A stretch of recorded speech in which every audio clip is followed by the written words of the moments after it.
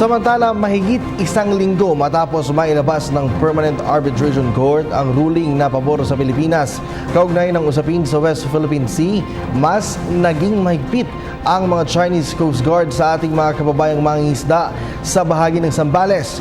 Kaugnay niyan, naglakbay ng 16 na oras ang team ng PTV News papuntang West Philippine Sea upang alamin ang sitwasyon ng mga mangingisda roon. Mula sa Masinloc, Zambales, alamin natin ang report mula sa aming kasamang si Eunice Monte, live. Yes, Kirby, maghahating gabi na makabalik kami mula sa aming paglalaya galing sa West Philippine Sea na may layong 120 nautical miles o katumbas ng 16 na oras na biyahe papunta pa lamang yon. At nasaksihan nga natin personal kung paano iharas at itaboy ng mga Chinese Coast Guard ang ating mangingisdang Pilipino na nais lamang maghanap buhay para sa kanilang pamilya. Nakita rin natin kung gaano kayaman ng Scarborough Shoal dahil maglagay ka lamang ng pain, wala pang isang minuto ay maglalapitan na ang mga isda at ang panawagan lang na ating mga mangingisda ay payagan sila na mangisda sa ating sariling teritoryo. Narito ang aking report. Bilog ang buwan at kalmado ang dagat. Mainam na oras para maglayag at manghuli ng mga isda.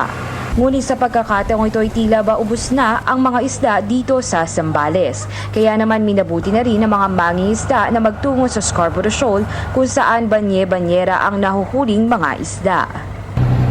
Nandito na tayo ngayon sa West Philippine Sea kung saan ilang milya na lang yung layo nito doon sa Scarborough Shoal. Pero sa malayo pa lang, natatanaw na natin ang ilang mga barko ng China na nakaharang doon sa Scarborough Shoal. Pero subukan pa rin natin pumasok.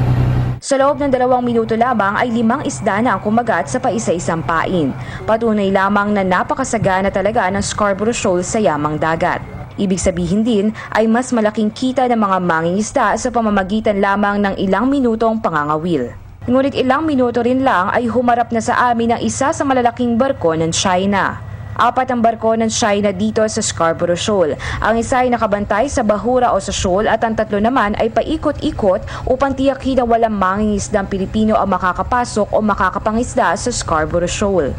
Ilang sandali lang ay lumapit na sa aming bangka ang speedboat na may sakay na 4 na Chinese Coast Guards at sinundan na rin kami ng kanilang malaking barko.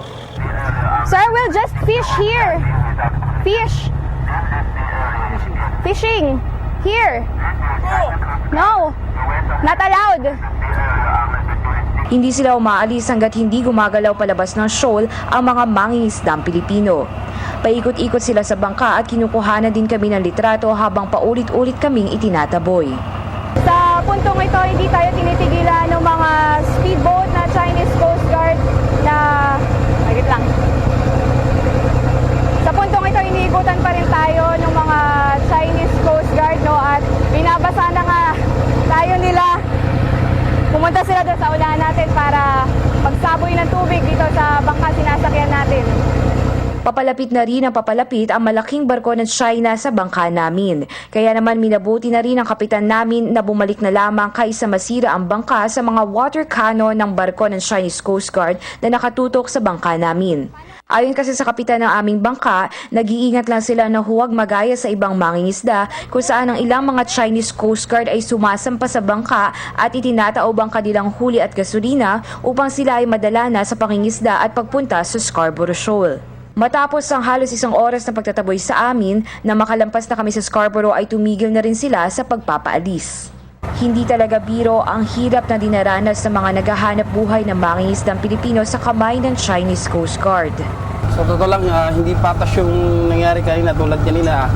Tinaboy tayo, imbis na dapat mangingisda tayo na para pang-ulam.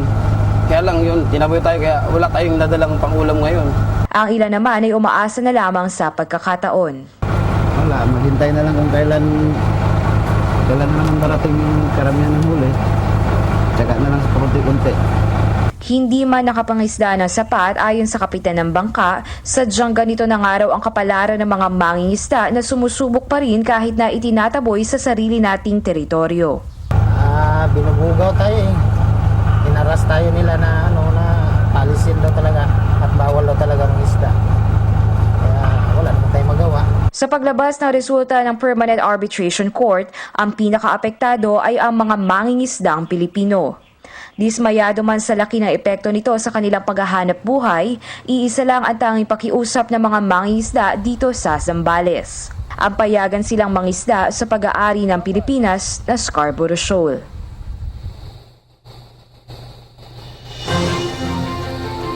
Sa paglabas ng resulta ng Permanent Arbitration Court, ang pinaka-apektado ay ang mga mangingisdang Pilipino at ang kanilang pamilya. Kaya naman ang panawagan nila sa pamahalaan ay sana panghayagan sila makapangisda sa Scarborough Shoal na pag-aari ng Pilipinas. Para sa PTV News, mula dito sa Zambales, Eunice Samonte. Maraming salamat sa iyo, Eunice Samonte.